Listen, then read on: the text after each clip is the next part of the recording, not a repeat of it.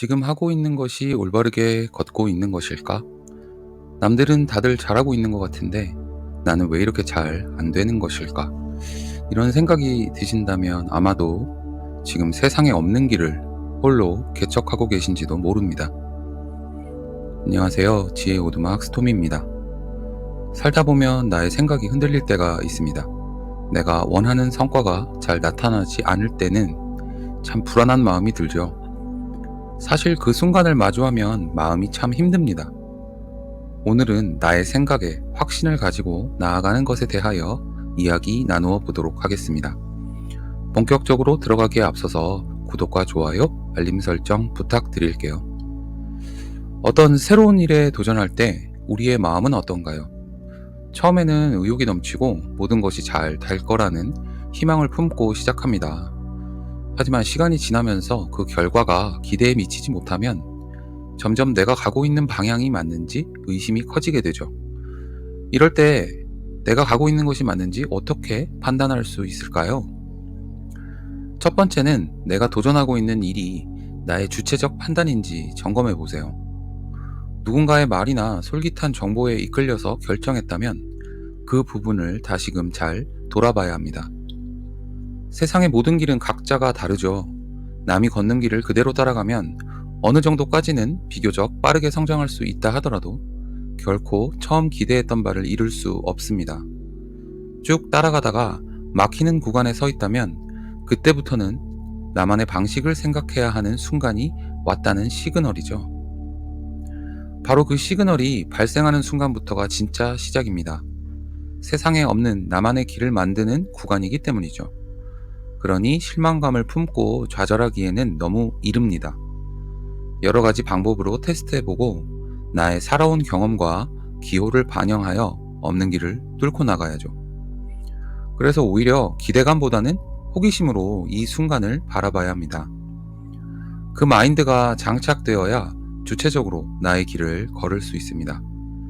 그 이전까지는 타인이 닦아놓은 길을 걸었을 뿐이죠. 두 번째는 성공이 이루어지는 메커니즘을 이해하기입니다. 모든 일은 절대로 내가 노력하는 만큼 비례해서 성과가 바로 나타나지 않습니다. 물도 99도까지는 변화가 없죠. 100도가 돼야 끓습니다.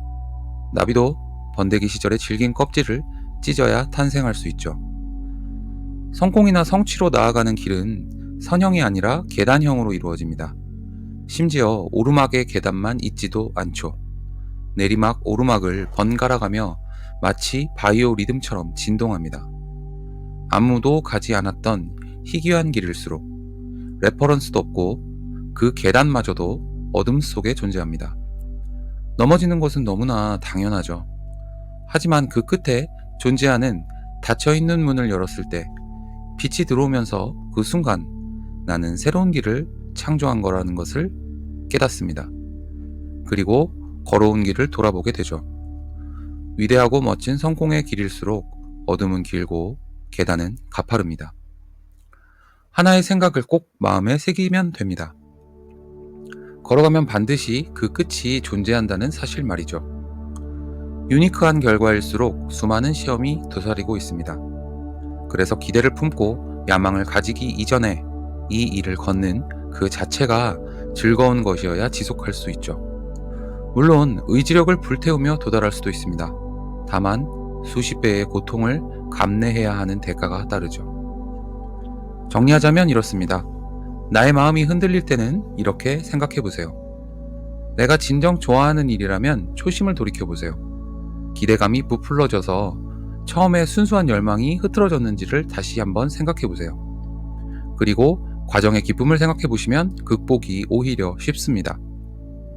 내가 좋아하는 일이 아니지만 해내야 하는 일이라 마음먹었다면 흔들림의 순간이 바로 나의 주체적 관점에서 돌파해야 하는 시점이라는 것을 인식하세요. 그리고 성공의 메커니즘을 기억하는 겁니다. 그 수많은 난관 때문에 아무나 도달할 수 없었다는 것을 말이죠.